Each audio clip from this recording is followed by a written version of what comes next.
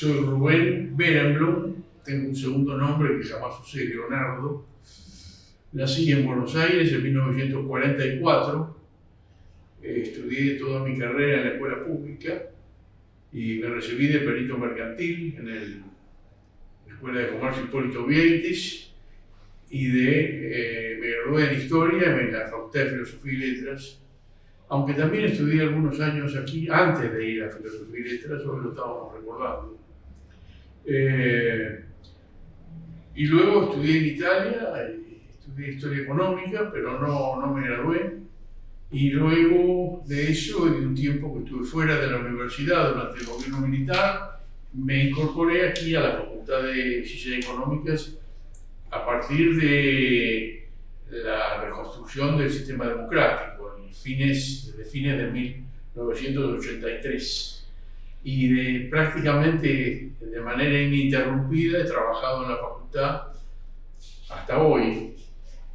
Estoy jubilado de la cátedra ya desde hace muchos años, pero también desarrollé una carrera en el sector privado, donde fui consultor, fui director de programas, fui director del área de educación y capacitación en un banco norteamericano y fui rector en diversas instituciones de educación superior. Y en el exterior también trabajé en universidades más bien europeas, fui director de algunos programas y yo creo que tuve una vida bastante divertida. No sé si mis esposas piensan lo mismo, pero bueno, mis hijos creo que sí. Y mi experiencia más que nada ha sido la de un profesor universitario y un líder de programas de educación superior y de capacitación empresaria. Además estuve un tiempo en Naciones Unidas, corto. Fui director del Departamento de Humanidades y fui secretario de la facultad en distintos momentos de posgrado y secretario general. Luego también fui director de un departamento que se creó a principios del siglo XXI, que se llamaba Desarrollo de Fondos, en lo cual teníamos relaciones con las empresas, un trabajo muy interesante, fundraising. Y además formé parte de tantos grupos, comisiones y además viajé representando a la facultad bastante.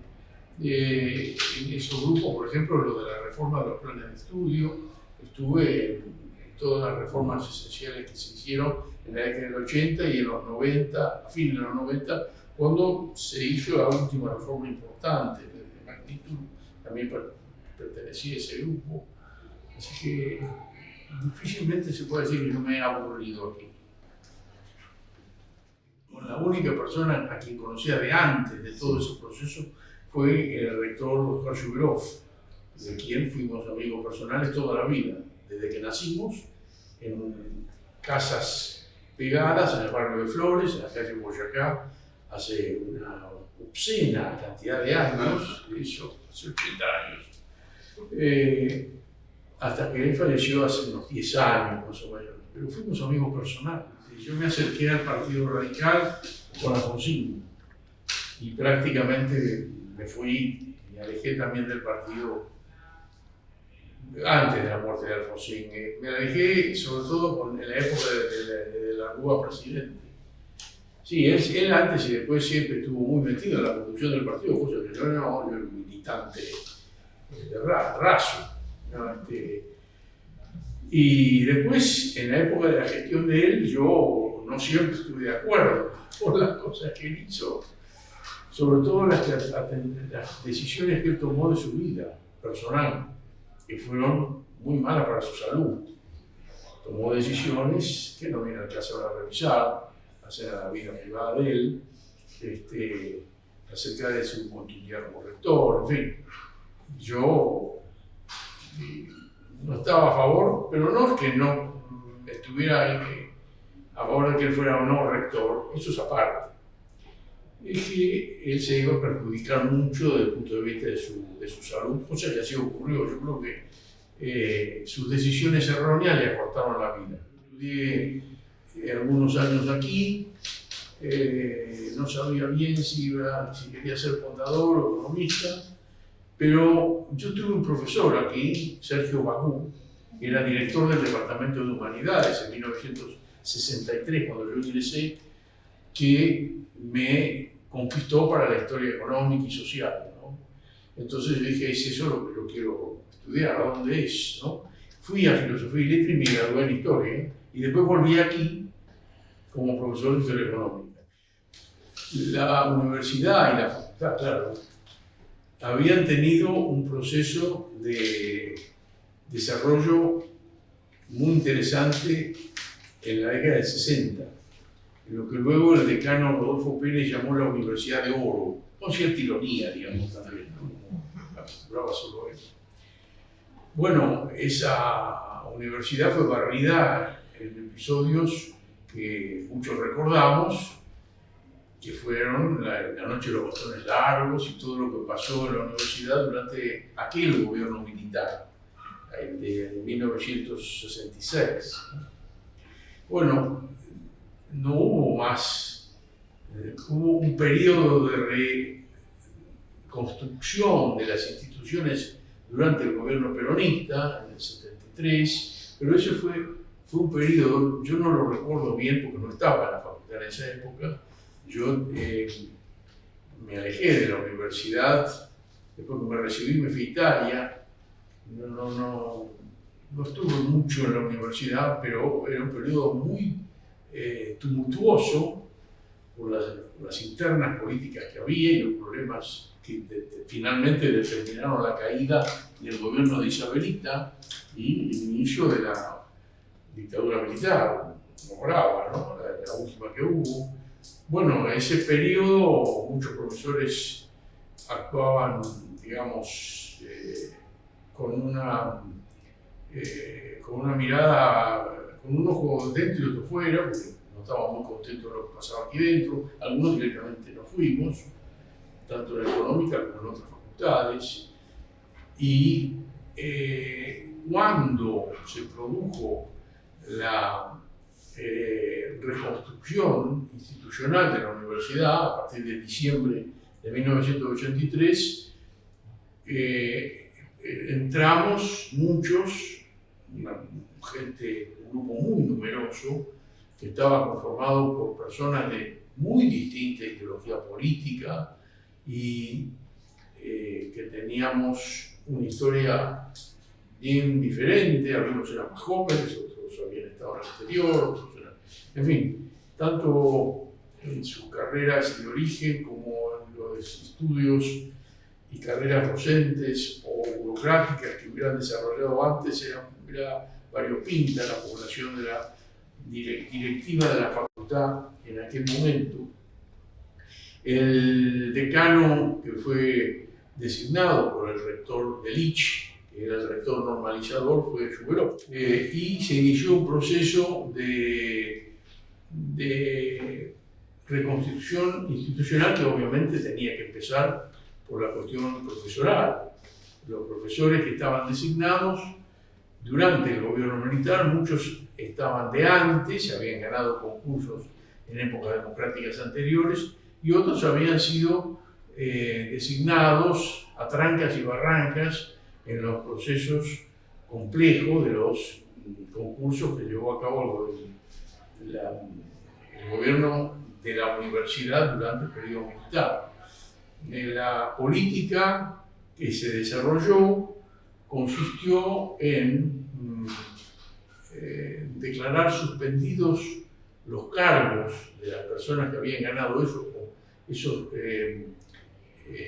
concursos que eran cuestionados, pero permitirles que se presentaran a los concursos que se abrieron a partir de 1984, que llevaron 2 o 3 años, ¿no? Se hizo una renovación muy completa de los planteles docentes de la facultad. Estamos hablando de centenares de designaciones que en algunos casos estaba pendiente de hace muchos años, ¿no?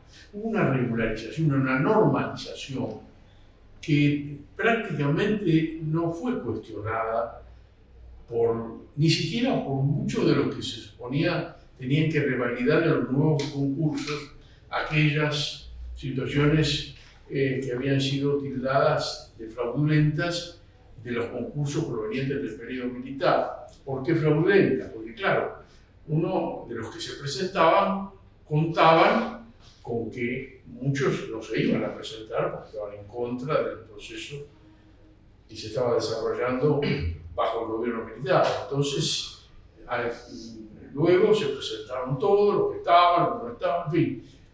De hecho, hubo personas que habían desarrollado la docencia de manera regular en la facultad que ganaron concursos y que fueron profesores después de muchos años. Y en general, la selección que se hizo de los cargos de dirección de departamento y de secretarías fue bastante equilibrada, teniendo en cuenta el momento político que se vivía, ¿no? Que ahora han pasado tantos años, estamos hablando de hace 40 años, que tenemos que hacer un esfuerzo para rememorar, ¿no? Pero eran épocas en que los profesores que provenían del pasado no estaban muy seguros si ese proceso iba a continuar o no, si la democratización era definitiva, si Alfonsín iba a seguir siendo presidente. Imagínense lo que fue la sala de profesores durante las jornadas de Campo de Mayo y de el periodo que hubo 3 golpes de Estado, de Rico, de Señaldín. Todo eso también se vivió de una manera, diría yo, sin embargo, democrática, ¿no? La verdad es que había una libertad de cátedra que, sobre todo en aquellas materias que tenían contenido sociopolítico, ¿no? Durante muchos años, Eduardo y yo tuvimos cargos paralelos. Él fue secretario de investigación y yo director del Departamento de Humanidades. No me acuerdo una sola vez que a nosotros nos hubieran cuestionado que estábamos ejerciendo una influencia en alguna dirección política o dándole un sesgo a una investigación o cambiando un programa de una materia o una bibliografía porque nosotros, por razones políticas o ideológicas, creyéramos que hubiera que cambiarla. Al contrario, había una libertad muy grande y así me lo reconocieron profesores que venían del pasado y que me invitaban a las cenas cuando se retiraban y se despedían, o a los almuerzos. Entonces yo iba y decían, bueno, acá el régimen del diálogo y de la comprensión y del consenso que hemos vivido.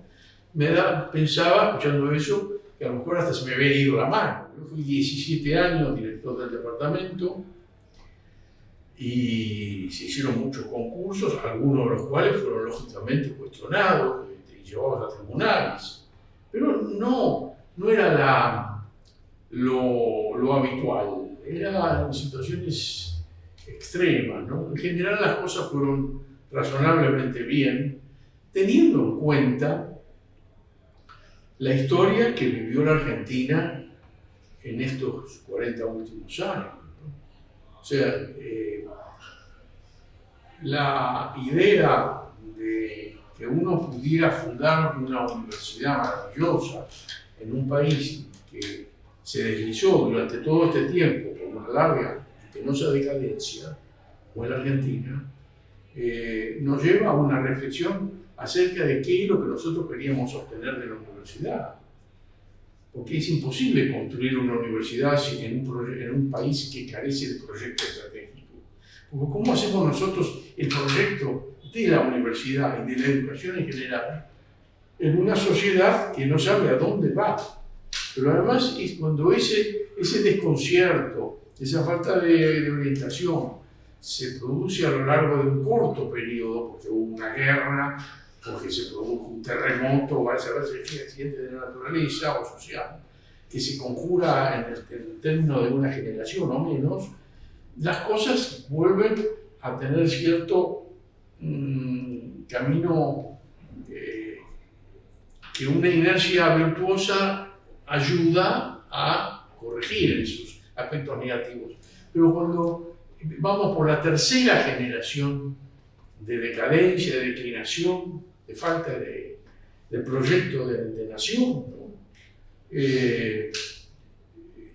Nosotros hemos visto caer ya o tener dificultades gravísimas varios gobiernos y además los que tenemos la costumbre de viajar, a mí siempre me gustó la política internacional y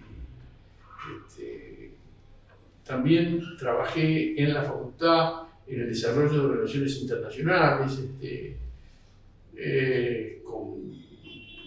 llegamos a tener, funcionando dentro de la facultad del Centro de Estudios Canadienses, que dependía de la Embajada de Canadá. Tuvimos el instituto, que está todavía, el Instituto de Cultura China, el Confucio, ¿no? Y yo en parte también trabajé en esas cuestiones. Y cuando uno viaja y descubre cómo se va empequeñeciendo el perfil de la Argentina en el mundo, se pregunta, bueno, ¿y nosotros qué hacemos en la facultad, no? ¿Qué enseñamos? ¿Para qué? ¿Preparamos profesionales que van a vivir en qué mundo? ¿Y qué actitudes, qué conocimientos, qué saberes tienen que desarrollar? Y también, no menos importante, claro, en el área de la investigación. Porque la investigación es capital, ¿no? Como decía, no me acuerdo si fue Einstein que dijo, si les parece que la investigación es cara, prueben sin ella. Bueno, la investigación es una de las piezas maestras del desarrollo de cualquier nación. Y aquí gastamos menos que en cualquier otro país razonable, pero además gastamos mal, ¿no? Tal vez precisamente por esa falta de desarrollo de un proyecto, ¿no?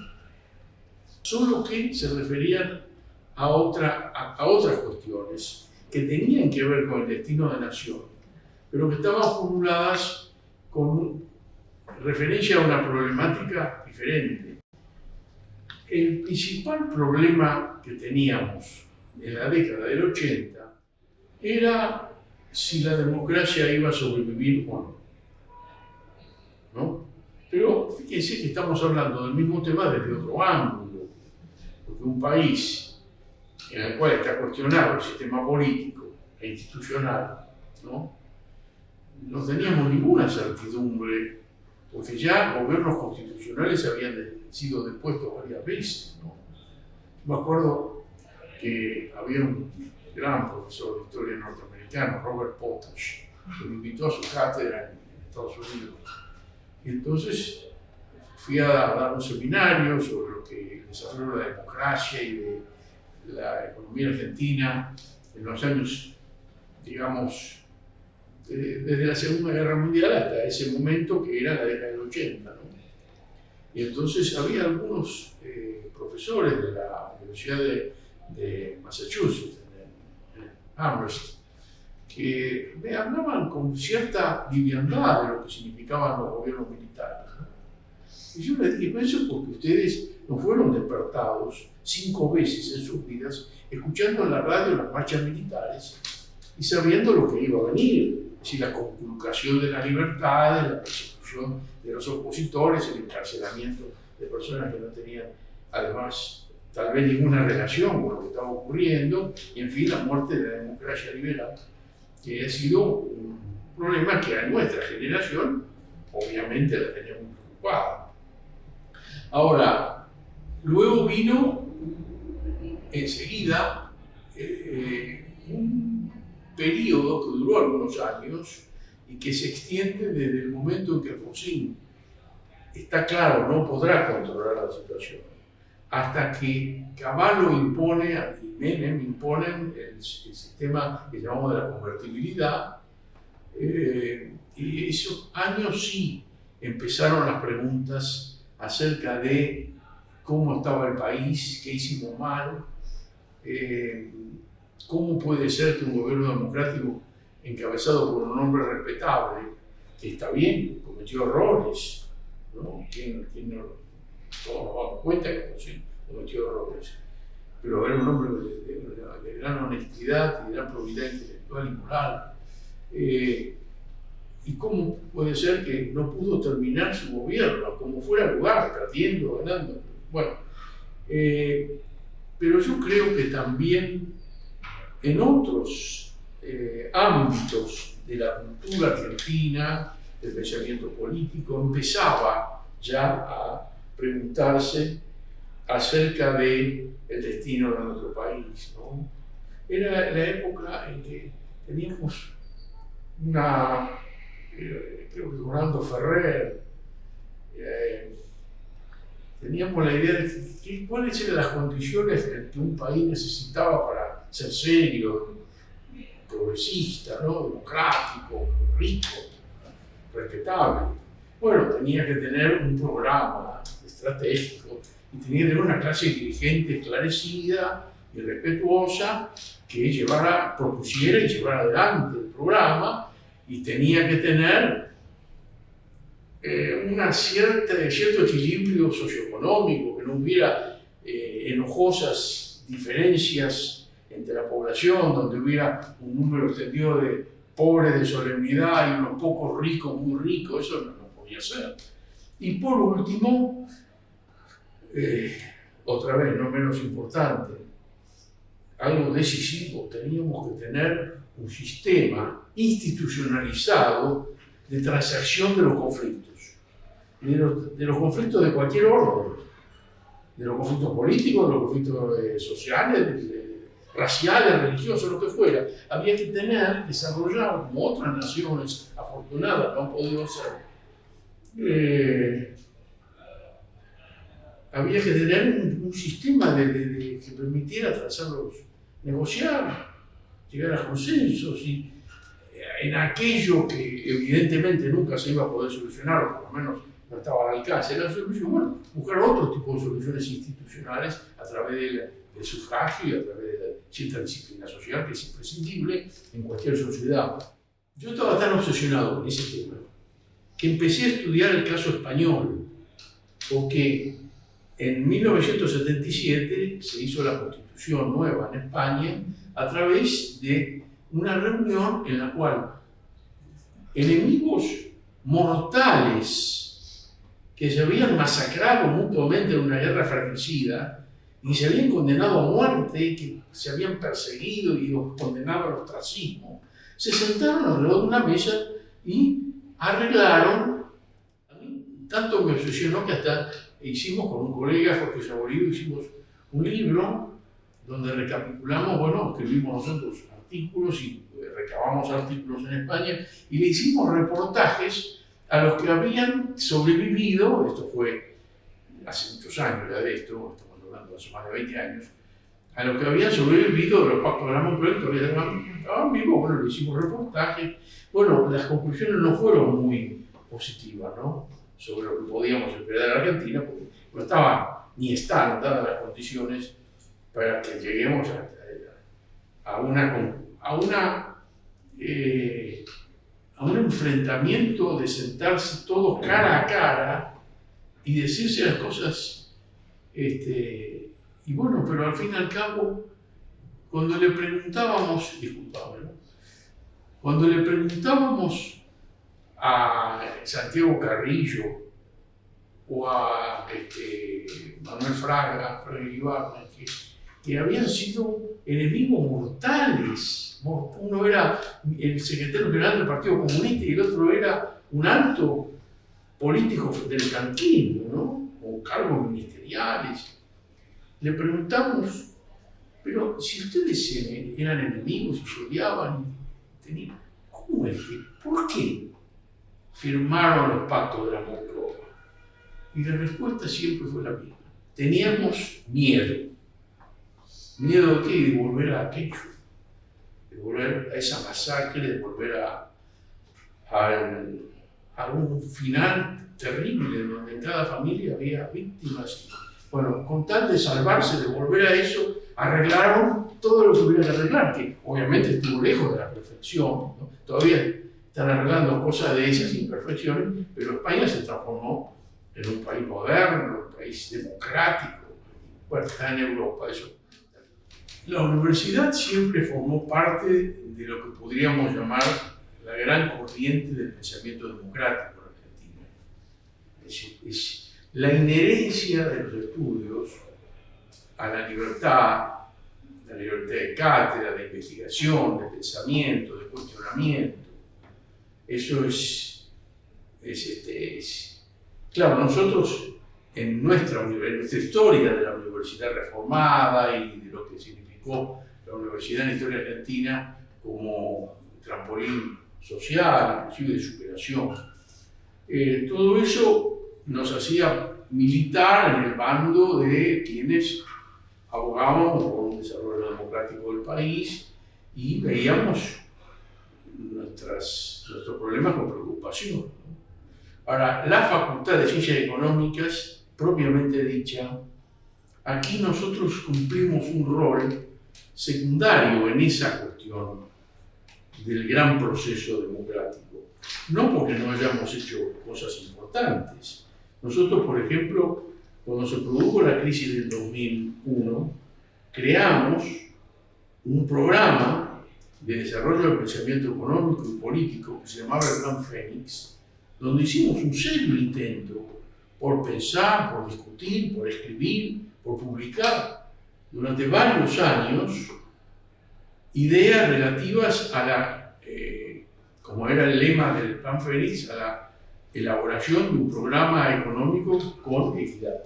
Pero desde otro punto de vista, la facultad era mucho más reconocida por la sociedad como un eficiente método de inclusión social.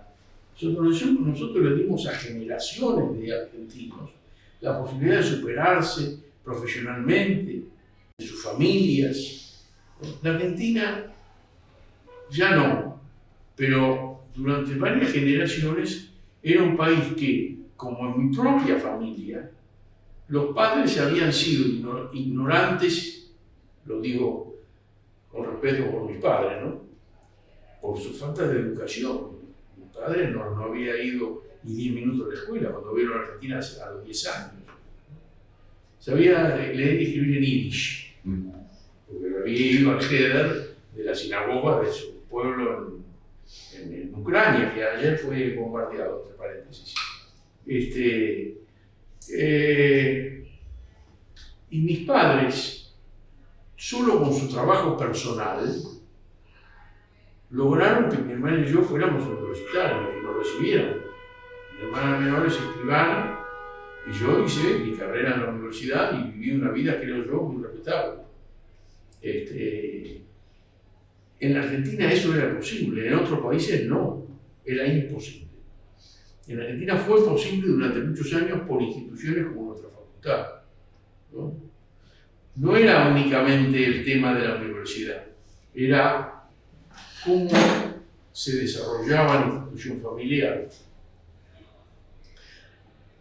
cómo se practicaban los deportes, cómo la gente se vestía, se alimentaba, iba al dentista y al médico. Digamos, la construcción de la sociedad representa un proceso muy complejo en el cual la facultad aparecía a los 18 años, ¿no? Ya los teníamos que recibir como nosotros, que aprendíamos idiomas, no teníamos problemas de rendimiento porque nos habíamos alimentado bien, teníamos una historia deportiva en la familia que nos daba pertenencia, en algunos casos practicábamos deportes.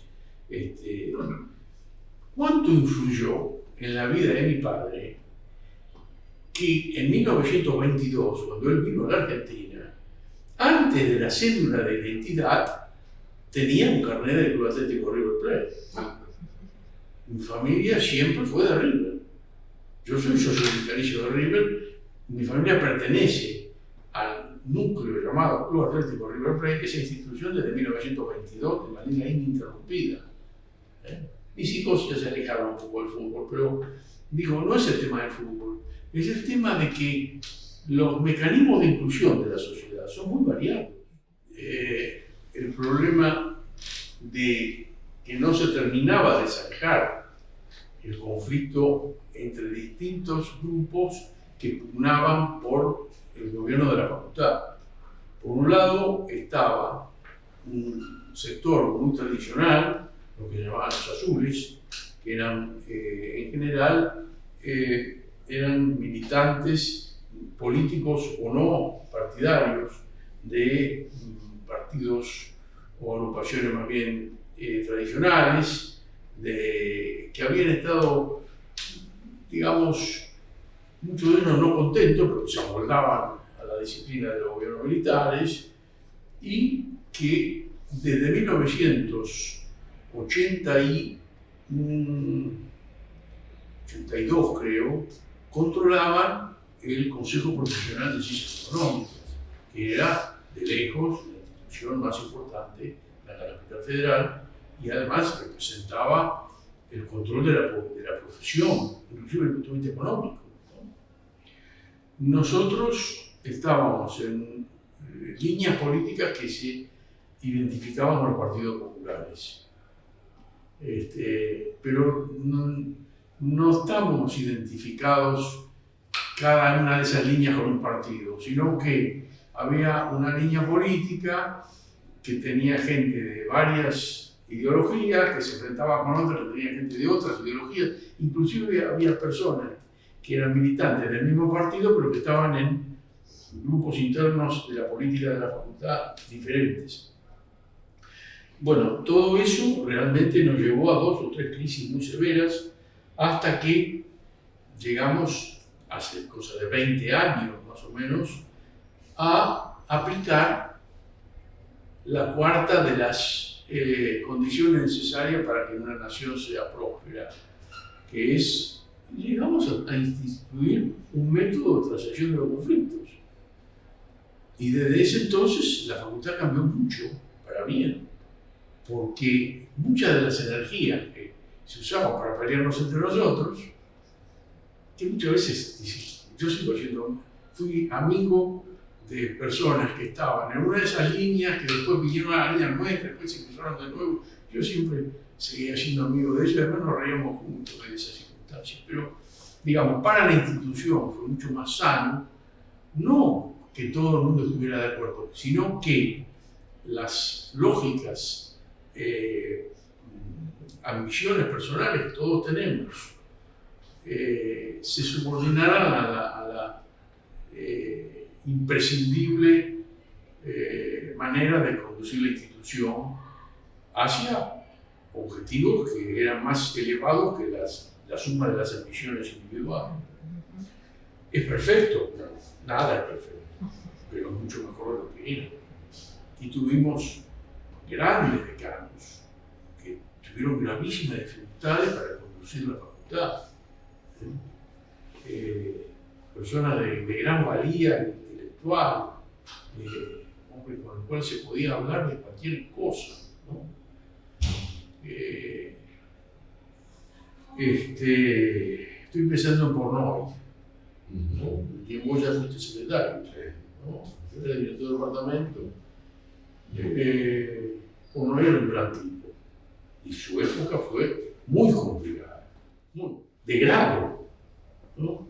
Piensen ustedes, cuando yo ingresé como alumno aquí en 1963, yo creo que ya estaba Víctor García como director del profesorado, y Diego Massinelli, segundo, y toda la facultad era el edificio de viejo, no este obviamente, sino el edificio tradicional que había sido desde la década del 30, de la época de José Arce, la Facultad de Medicina. En 1948, la Facultad de Medicina se mudó al edificio recién construido que está allá enfrente del otro lado de la plaza, que en esa época no era la plaza, sino el Hospital de Clínicas. Entonces, todo era aquí. Y Víctor tenía toda la facultad en la cabeza. Yo no sé si era Víctor, no había todavía... No, entonces no me refiero a esa, me refiero a otra persona que era la jefa de Víctor, que yo apenas si la conocí, porque yo era un chico, tenía 17 años. Esos funcionarios tenían la facultad en la cabeza, no había computadoras, Víctor lo que tenía era un cartón inmenso, jamás lo olvidaré, donde tenía de manera matricial, ¿no?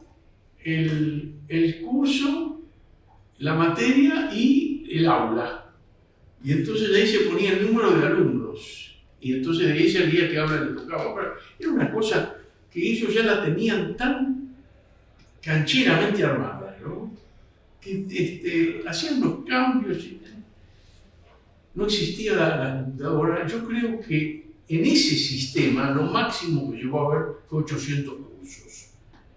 Todavía con Víctor y con Massimeli, en la década del 80, al final de la carrera de ellos.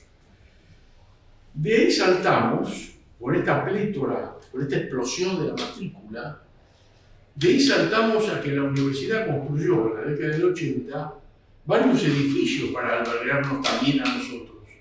Y surgieron las sedes de Paternal, San Isidro, Avellaneda. Eso se fue haciendo con el tiempo, ¿no? Y además, después terminamos abriendo sedes en Escobar, en Merlo. Allí también fue donde surgió, y esa fue una de mis disidencias con Shuberov, que hablábamos antes, la necesidad de construir este edificio. Porque evidentemente nunca íbamos a poder desarrollarnos con los pocos espacios que inclusive con esas ampliaciones podíamos tener. Este edificio entre que se habló por primera vez en alguna cena de borrachos, hasta el momento de su inauguración, ya en época de Cristina Kirchner, deben haber pasado 10 años, hasta que juntamos plata, hasta que desarrollamos el programa, hasta que, en fin, fue un gran triunfo de la facultad.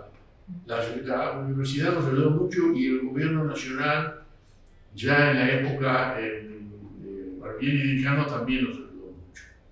En la época del ministro del área era debido. Primero, como siempre, ese es el problema cuando uno choca con alguien de historia, ¿no? ¿Qué había?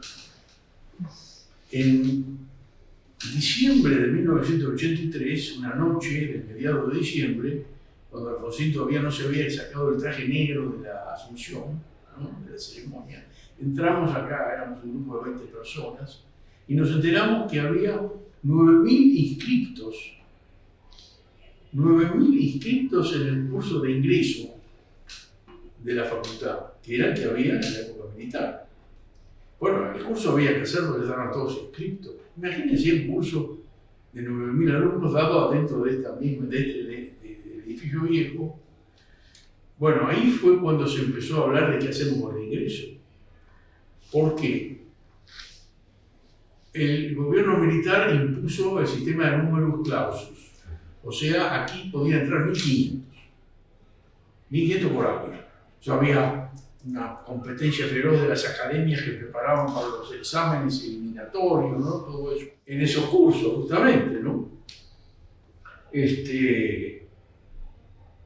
De ahí saltamos a garantizar el ingreso irrestricto a la universidad.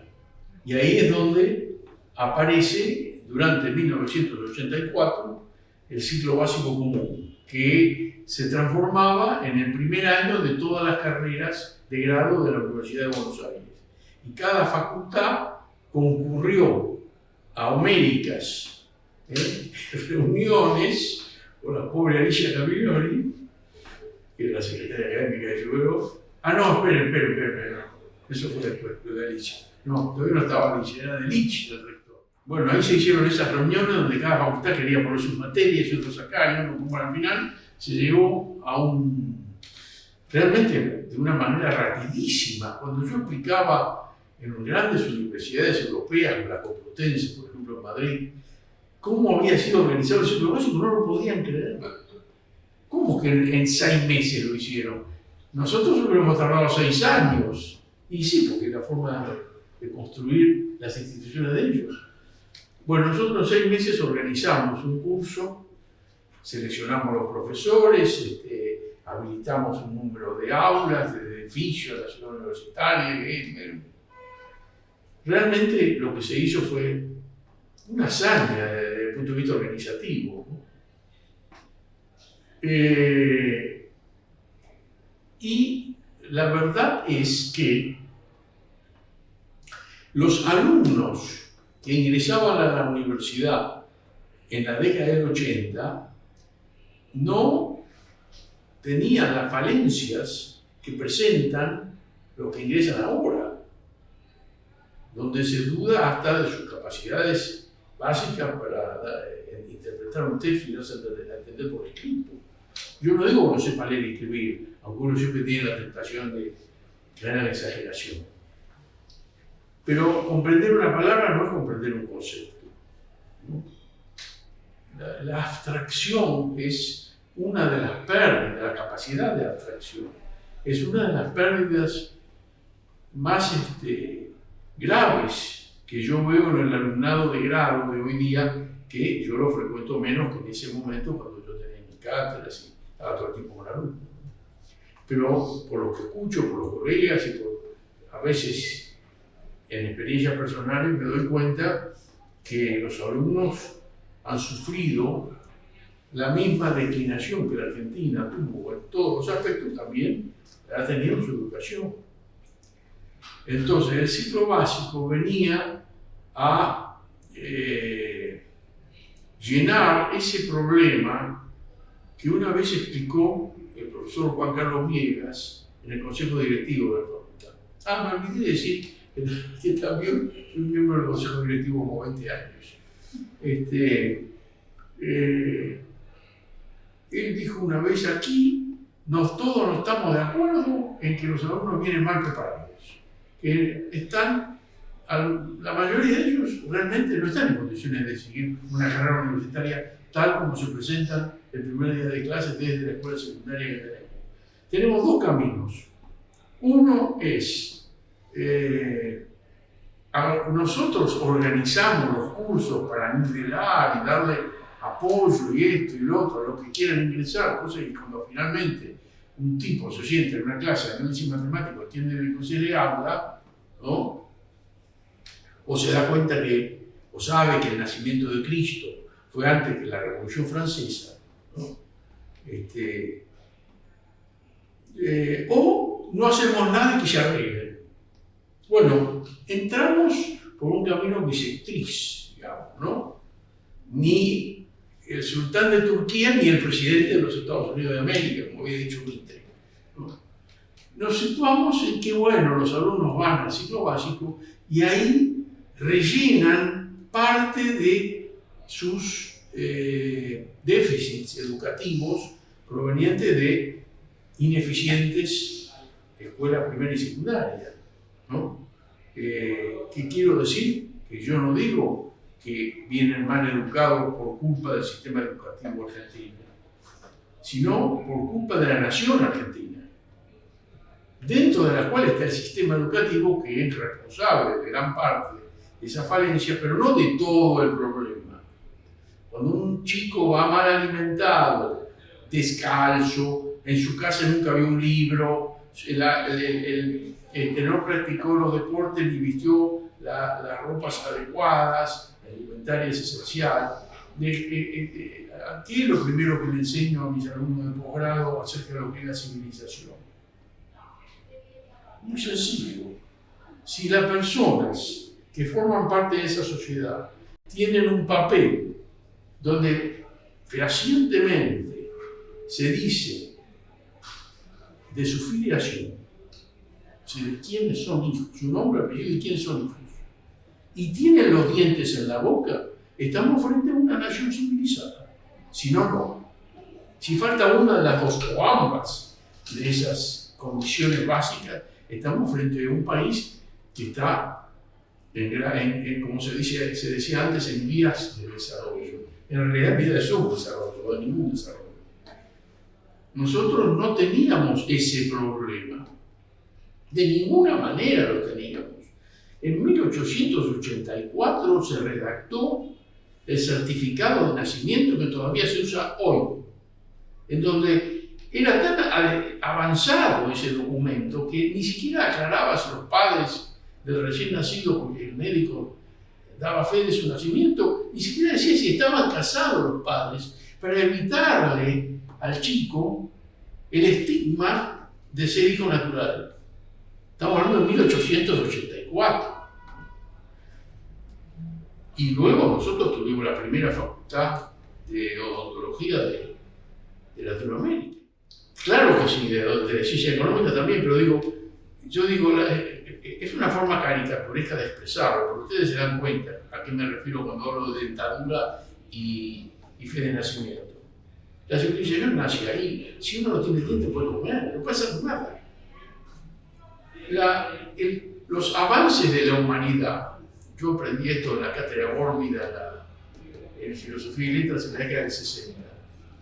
Durante 300 millones de años se establecieron a partir de la forma del cráneo en cuanto a el grado de inclinación de la frente y la forma de las mandíbulas en donde estaban implantados los dientes, porque la humanidad fue cambiando por la manera de pensar y de morder. Al morder mejor se diversificaba la alimentación y entonces la creación de mielina, en fin, todo era diferente. Bueno, volviendo a lo que estábamos hablando, el tema del fracaso escolar, llamémoslo así, no me gusta esa forma de expresar, pero todos nos entendemos, tiene que ver también con la declinación de la Argentina en cuanto a la construcción de su sociedad, de la cual la educación forma una parte importante, pero la base, el contexto en el cual se desarrolla la educación es del todo insatisfactorio. En 1976, cuando se produjo el golpe militar, la Argentina tenía 800.000 pobres, hoy tiene 20 millones. ¿De qué estamos hablando? La educación ya es lo de menos. Tenemos que empezar por reconstruir todo lo demás y la educación también. En ese sentido, nuestra facultad sufrió muchísimo menos que cualquier otra institución educativa, inclusive en los últimos tiempos, porque los que llegan aquí finalmente son los sobrevivientes del sistema, ¿no? Un chico que ha logrado terminar la escuela secundaria, que sus padres los han impulsado, en fin, o tienen el suficiente talento y sentido del emprendimiento como para poder concluir ellos solos. Estamos frente a un problema gravísimo y nosotros tenemos seguramente un rol que cumplir en la universidad, pero no seremos seguramente el primer escalón del ascenso. Ayudaremos a diseñarlo, ayudaremos a la creación de los mecanismos de prevención social que puedan ser, cuando empecemos, utilizados en el futuro, pero tenemos que ser muy realistas en cuanto al futuro próximo. Uno de los objetivos de la facultad, cuando asumieron las autoridades en la década del 80, fue la reforma del plan de estudios que habíamos heredado del gobierno militar. Se hizo entre 1986 y 1988, se hizo una reforma del plan de estudios que solo, obviamente, abarcó a la facultad. Ahí se modificaron los programas, los planes de estudio y los programas de las materias. Nosotros en el Departamento de Humanidades también establecimos algunos cambios. Fueron cambios, si se quiere, livianitos al lado de la reforma del 97, porque, claro, la reforma de 1997 ya vino como consecuencia de la aplicación durante 10 años del ciclo básico común y de la reforma que estaba llevándose a cabo desde el rectorado de la universidad, ¿no? Entonces, ahí es donde, en esa reforma del 97, se hizo una modificación profunda de los planes y de los programas de las materias y se estableció que en el primer año de las carreras de grado se dictaría en el seno del ciclo básico común. Y el segundo, porque el profesor, qué desordenado que es para explicar las cosas, lindo profesor universitario, después de 50 años. El nuevo plan de estudios quedó dividido en ciclos. El primer ciclo, que era el ciclo básico, coincidía en el primer año con el ciclo básico común, pero en el segundo año ya había materias propias de la facultad, aun cuando se dictaran tanto en el edificio de la facultad como en los edificios que yo mencioné antes donde funcionaba la universidad. Y después sí, venía un ciclo general que abarcaba todas las carreras de grado de la facultad que se dictaban aquí en el edificio de Córdoba, y en el último año era un ciclo de especialización o de orientación, donde los contadores estudiaban contabilidad, los administradores de administración, etcétera, etcétera. Esa fue una reforma mucho más profunda que la de 86-88, y es la que todavía está funcionando. Lo que se ha modificado son los programas de las materias, y en algunos casos hubo retoques en cuanto a la estructura, pero muy poco, porque la facultad, para modificar la estructura del plan de estudios, necesita forzosamente pasar por el Consejo Superior y por lo que significa el ciclo básico común, que es lo primero que hay que cambiar, ¿no es cierto? Pero eso es un tema de consenso de toda la universidad, no de la facultad. Y lo que ha ocurrido es, como se dijo más de una vez en reuniones de los departamentos, es que los profesores llevamos a cabo las modificaciones de manera endógena. O sea, nosotros mismos cambiamos los contenidos de los programas, de la bibliografía, de lo que hubiera que cambiar, aun cuando las materias se siguen llamando igual que antes, ¿no? No se puede cambiar eso porque es una estructura santificada por la universidad. Que ojo, yo creo que está bien que sea así. Han fracasado, parcialmente, pero fracasado, los intentos que se realizaron en todos estos años de hacer de la Universidad de Buenos Aires una confederación de facultades. Eso es lo peor que nos podría haber ocurrido. Por suerte eso no se pudo hacer, no hubo nunca mayoría para hacer eso, hubo intentos, allá en la década del 90 hubo un intento muy serio por parte de la Facultad de Medicina de separarse del ciclo básico y de dividir la universidad, y todo eso fue frenado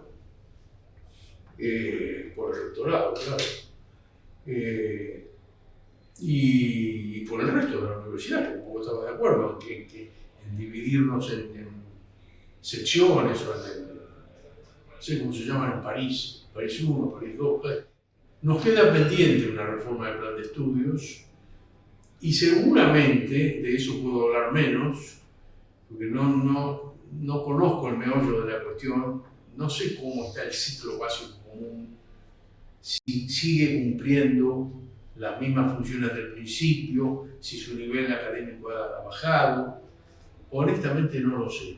Hay profesores del ciclo básico común que son los mismos de 1985. Y aquí también hay profesores que son los mismos de 1985. No quedan muchos, pero no saben nada. Me refiero al grado, ¿no? Digo, seguramente se puede mejorar, pero todo siempre se puede mejorar.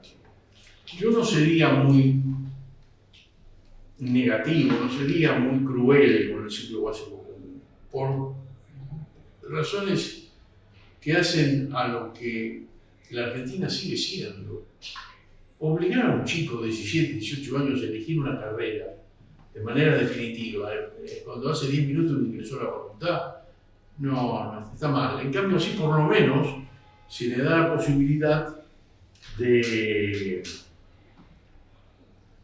pensar un año, y al terminar ese primer ciclo acomoda sus estudios así como me pasó a mí con Paco, que cambié en ese mismo momento. Bueno, ellos también poder definirse por otras carreras. Cuando nosotros llegamos al posgrado ya había crecido Yo asumí como secretario de posgrado a principios del 94, 1994. Yo trabajaba en un banco norteamericano, director de un área, y eso al decano de aquel tiempo nuestro, Rodolfo Pérez, le gustó como antecedente para que yo llevara algunos de los tics que había asumido en una organización tan compleja. Estuve 7 años, ¿no? Banco de Boston. Entré como alterno de Viegas. Viegas era el secretario de posgrado y yo el subsecretario. Era una de las tantas ocasiones en que trabajamos juntos con Carlos, un gran amigo, que muchos tiempos militó en esos grupos contrarios, ¿no? Y él estaba de uno y yo en otro, un gran amigo. Bueno, digo, estuve con él y después cuando él fue a la Secretaría Académica, yo pasé a ser secretario de posgrado donde estuve 2 años. Nosotros recibimos una secretaría que había crecido mucho, donde había 3 o 4 maestrías y carreras de especialización, y creamos 9 carreras de especialización y no sé si 2 o 3 maestrías más. Era muy interesante porque además teníamos mucho apoyo de Rodolfo Pérez, que era el decano, y por ejemplo, ahora existe la maestría en economía. Nosotros empezamos creando la carrera de especialización de estrategia económica internacional, que el director era Aldo Ferrer, ¿no? Después eso fue desarrollándose, pasó a ser una maestría de economía internacional, y eso también enriqueció la maestría en economía. Fue una discusión anterior a mi llegada, porque cuando empezó a crecer el posgrado, la facultad empezó a cobrar los estudios de maestría y de especialización, sosteniendo que lo que tenía que ser gratis es el grado. Y yo creo que sí, se discutió un tiempo, pero la discusión aquí fue mucho menos importante de lo que fue en filosofía y letras, por ejemplo. Otra cosa que yo resiento de contarla, porque me significó un disgusto muy grande en mi vida, fue la creación de la Facultad de Ciencias Sociales, a la cual yo no estaba de acuerdo. Para mí, la Facultad de Filosofía y Letras tenía que contener a todas las carreras que conforman el gran tronco de las ciencias sociales, o sea, historia, filosofía, antropología, sociología y política. Tienen que estar en las mismas aulas, en los mismos departamentos. Tiene que ser el mismo profesor tiene que ser para el que estudia sociología que para el que estudia política. Y se planteó por razones de distribución de cargos y de poder, a mi juicio, antes que por cuestiones científicas, la creación de la Facultad de Ciencias Sociales, a lo cual yo, contra la voluntad de mi amigo rector, me trajo otro problema. Bueno, esa votación fue terrible. Yo tuve que limpiar la saliva de mi traje, que ex amigos míos, para quien yo era un traidor, porque no votaba a favor de una facultad que a mi juicio. Bueno, ahora ya no tiene sentido discutirlo, porque en realidad la Facultad de Ciencias Sociales, hasta yo he sido jurado en la Facultad de Ciencias Sociales, ya está. Los recortes de mi parte están totalmente olvidados, han escupido en otras direcciones, después no en la mía. Pero mi concepto en general de lo que es la universidad, y yo diría lo que es la vida en sociedad, es que la integración y la construcción de instituciones complejas que sirven a distintos fines es preferible a la desintegración y a la fragmentación. En general, estamos hablando. y sigo convencido de que ese es el camino, habida cuenta que vivo en un país en un proceso avanzado de desintegración. De manera tal que aquí se está probando en la práctica lo que sostengo en la teoría, ¿no? Otros países que siguieron el camino inverso les fue mejor que a nosotros. En una respuesta básica y conceptual breve, los profesionales de ciencia económica tienen que tener una idea importante, robusta, acerca de los contextos, ¿no? En los contextos sociales, económicos, políticos, en los cuales se va a desarrollar su actividad profesional y humana, su vida.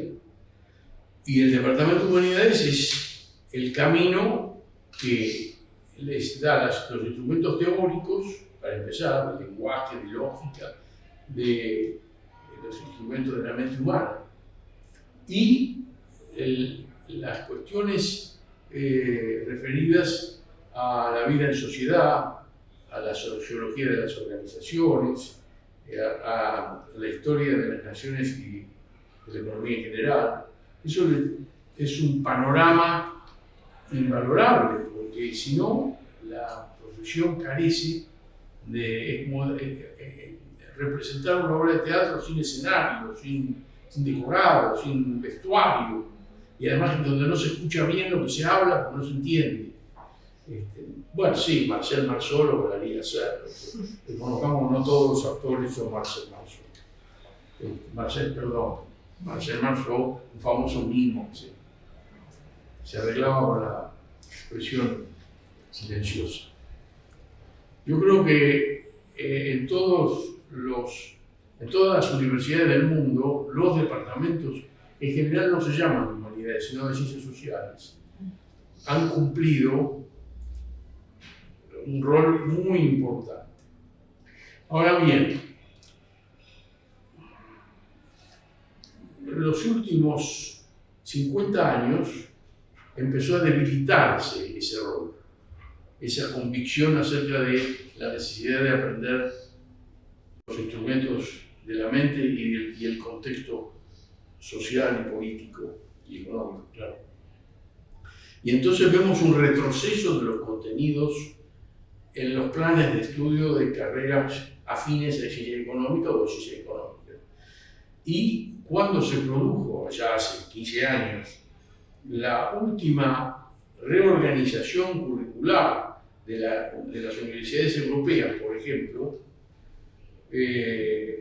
quedó muy debilitada la parte de estudios referidas a la sociedad, a punto tal de que lo que nosotros llamamos Departamento de Humanidades en las universidades españolas esenciales, ya podríamos decir que es el Departamento de Historia de las Instituciones. Y ahí hay 1 o 2 materias que se ocupan de la historia de España y de la historia general, o que se ocupan en algunos lugares de enseñar cuestiones relativas a la lógica o al conocimiento de la lengua, depende de la universidad. Así funcionó durante varios siglos. En el siglo XX aparecieron, después de la conversión democrática en España, aparecieron una cantidad de carreras, inclusive económicas en Salamanca, muy importantes. Se hizo más rica de Derecho, de Geografía, en fin. Y Filología empezó a retroceder. Cada vez tenía menos alumnos. Finalmente las cerraron. No hay ni doctorado en Filología ni en Filosofía en la Universidad de Salamanca. ¿Qué nos queda del resto del sistema universitario español? ¿No? ¿Qué sé yo?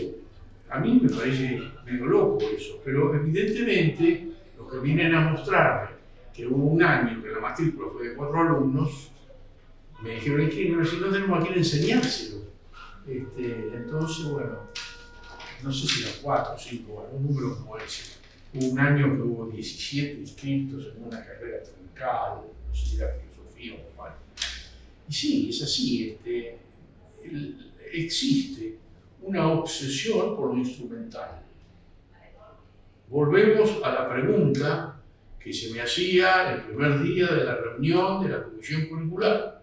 ¿Para qué sirve la historia? Y si yo tengo que explicarle el contenido de esa pregunta antes de contestarle la pregunta, le tengo que explicar el contenido de lo que se me está preguntando, ya eso nos va a llevar a un conflicto muy grande con esa persona.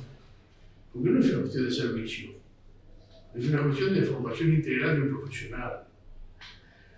En esa época, ahora ya tengo mis dudas, no porque no crea que la historia es muy útil, utilísima, diría yo, cada vez más, en cierto modo, sino porque para la convicción de esas personas, realmente, si uno quiere ser licenciado en marketing, la historia no la va a necesitar, desde el punto de vista de él.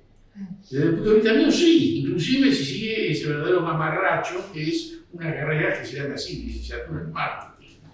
Primero hay que ser licenciado en administración y después hacer un posgrado en marketing, porque si no uno nunca termina de aprender lo básico. Empieza por la especialización, es como si un oculista va a la facultad de medicina y le empieza directamente a enseñar los ojos, en lugar de enseñar toda la anatomía del cuerpo humano. Bueno, son ideas muy personales que tengo yo, a lo mejor siempre, toda mi vida, estuve dispuesto a ser convencido de lo contrario de lo que yo opiné siempre. En realidad, las reformas que hubo a lo largo de todos estos años no atacaron la estructura básica de la universidad, que es lo que nos hace más ricos en todo aspecto. O sea, José Luis Romero, que era el rector de la década del 50, sufrió el mismo proceso que nos llevó a la división de los argentinos, a la aparición de la primera grieta, como se llama ahora, en la década del 40, y ese proceso de ellos a nosotros, ese proceso de odio, y que se extendió mucho durante el periodo peronista, continuó después de caído Perón, ejercido por los otros, ¿no? Es decir, lo que hizo la Revolución Libertadora, como se llamaba ese gobierno, es lo mismo que quisieron hacer los países europeos después de la Revolución Francesa. O sea, se reunieron en Viena y diseñaron Europa fingiendo que la revolución no había ocurrido, ¿no? Y entonces tuvimos 1830, 1848, todos los desastres que ocurrieron políticos en Europa, porque no se admitió el liberalismo constitucional y la muerte de la monarquía absoluta. Y además las reformas sociales, querían volver a repartir la tierra entre los nobles franceses como había sido hasta 1789, un delirio absoluto. Bueno, la Revolución Libertadora quiso hacer lo mismo aquí.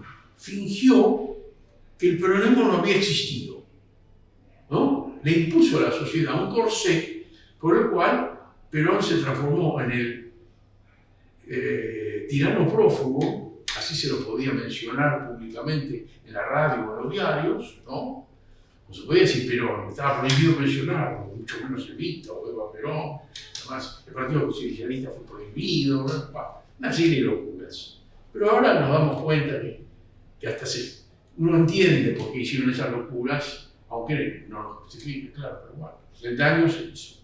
Y lo que había pasado antes también, claro, pero lo mismo persiguió, encarceló, lo mismo.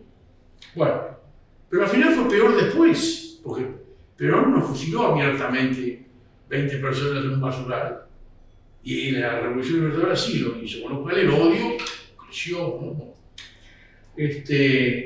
Entonces fingieron que el peronismo no había existido. Todo debía volver a ser como era en 1943. El 4 de junio de 1943, al estallar la revolución contra el gobierno fraudulento de aquellos tiempos, lo único mejor en 1943 era el tango. Eso se lo puedo garantizar.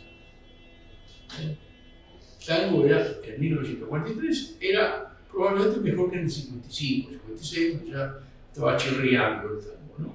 Bueno, pero sacando el tango,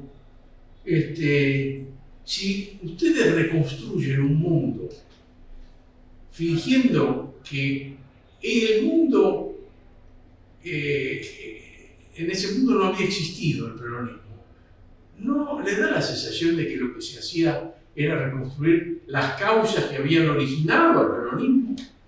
Precisamente, si yo trato de reconstruir el mundo como era el 43 y en el 43 surge el peronismo, creo la matriz necesaria social para que el peronismo resulte más fuerte que nunca, cosa que así fue.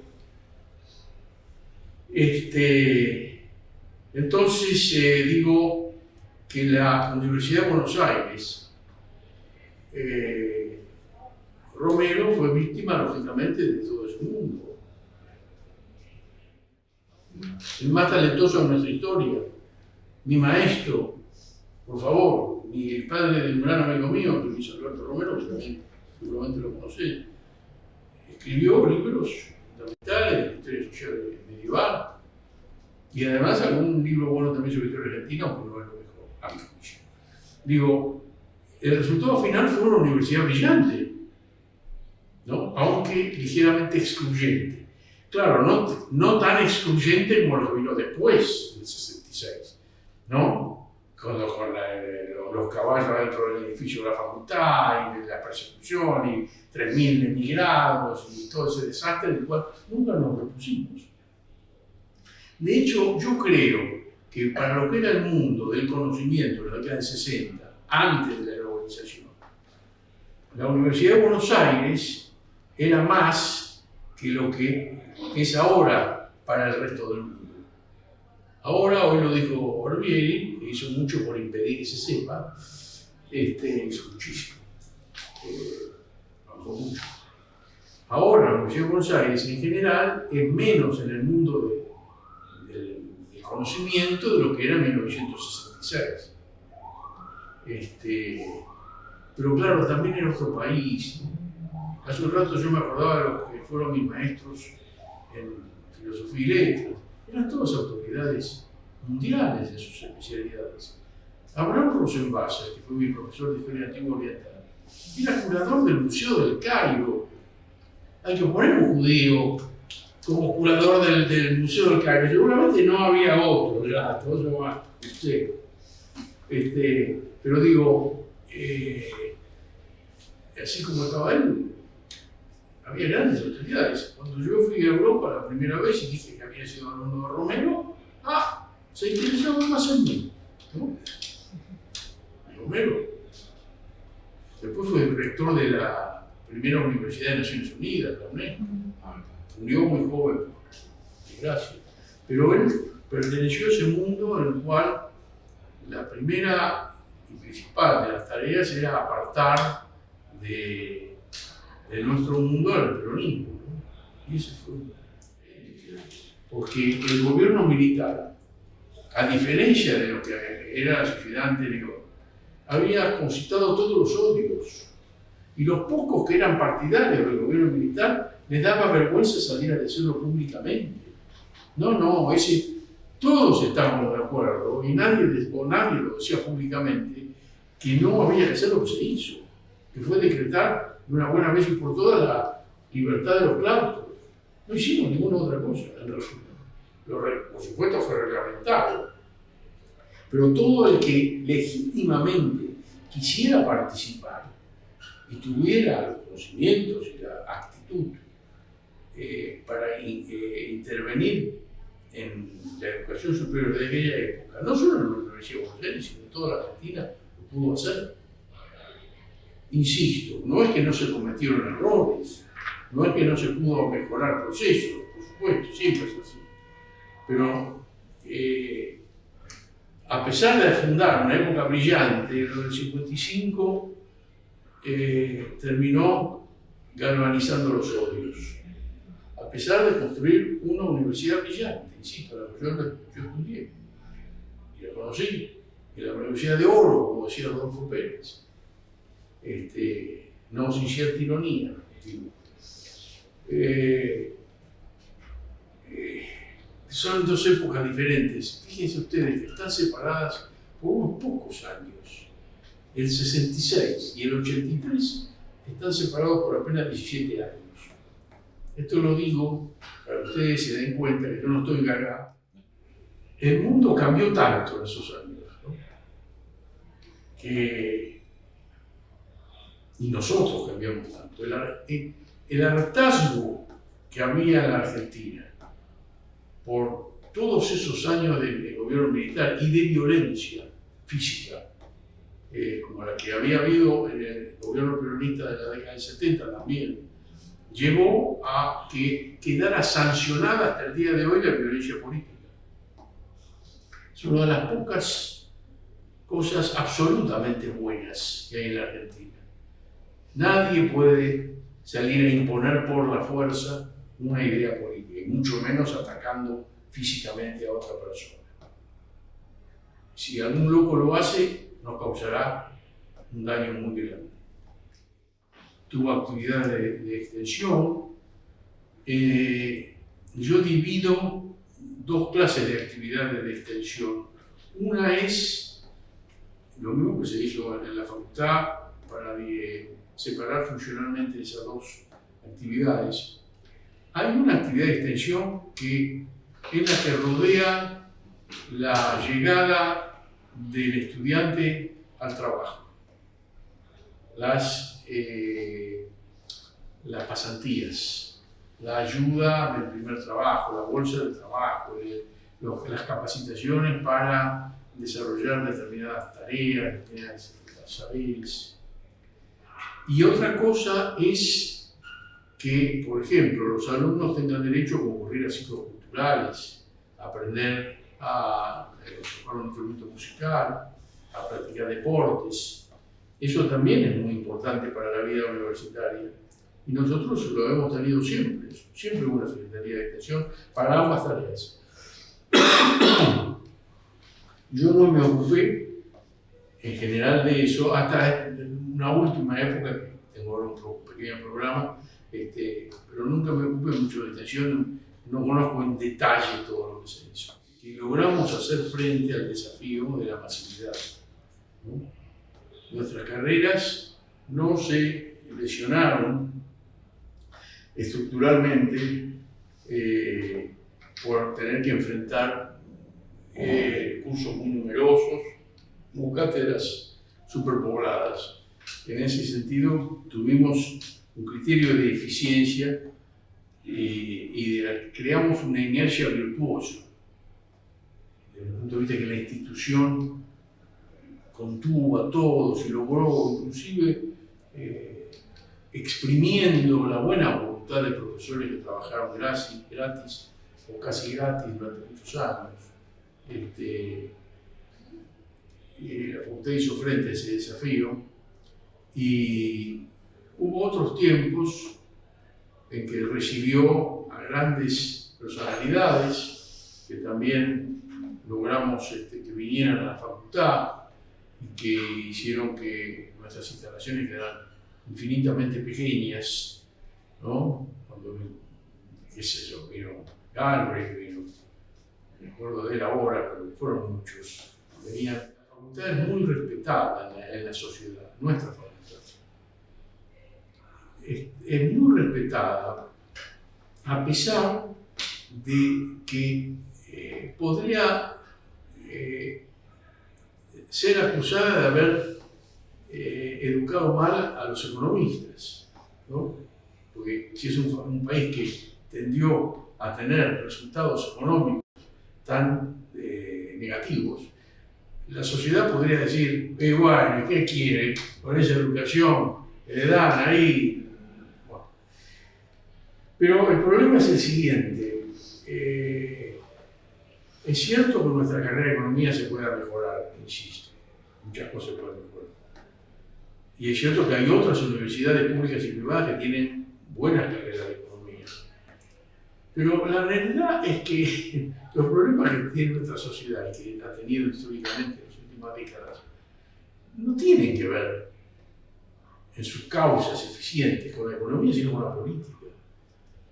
Los brillantísimos profesionales egresados de nuestra universidad pública que diseñaron el Plan Austral tuvieron que lidiar con un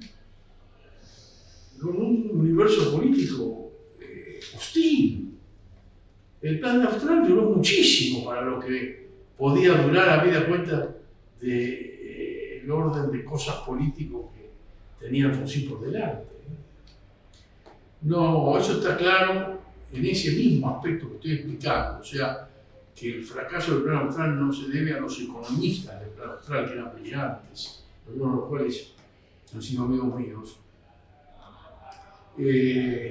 sino por las falencias políticas que tenían los gobiernos de turno. Y entonces ya no es solo el Plan Austral, es la convertibilidad, es los groseros errores políticos que cometió el gobierno de la Rúa, y seguramente podríamos charlar un largo rato acerca del gobierno de Puig, donde no es un problema técnico-económico,